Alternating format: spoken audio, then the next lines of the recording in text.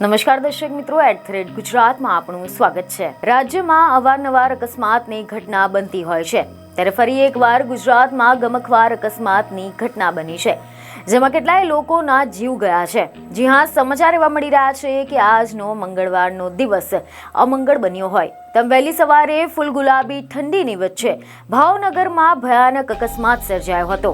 અહીંયા ત્રાપજ નજીક એક લક્ઝરી બસ અને ડમ્પર વચ્ચે ભયાનક ટક્કર થતા ગમખ્વાર અકસ્માત સર્જાયો હતો, જેમાં 6 જેટલા મુસાફરોએ બસમાં બેઠા બેઠા જ અકાળે કાળ ભરખી ગયો હતો, જ્યારે 15થી વધુ લોકો ઘાયલ થયા છે, જેથી સવારમાં ભાવનગર તળાજા હાઈવે ચીસોથી ગુંજી ઉઠ્યો હતો।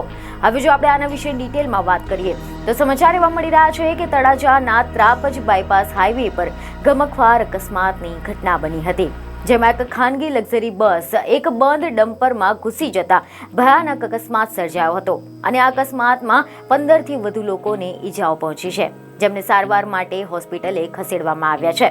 કેટલાક લોકોને તળાજા તો કેટલાક લોકોને ભાવનગર ખાતે સારવાર માટે ખસેડવામાં આવ્યા હતા। ખાનગી લક્ઝરી બસ એ સુરતથી રાજુલા તરફ જઈ રહી હતી, ત્યારે તળાજા પાસે આ બનાવ બન્યો હતો। અકસ્માત થતા રસ્તા પર ચક્કાજામના દ્રશ્યો જોવા મળ્યા હતા અને અકસ્માતમાં બસની એક બાજુનો ભાગનો કચરઘાણ વળી ગયો છે।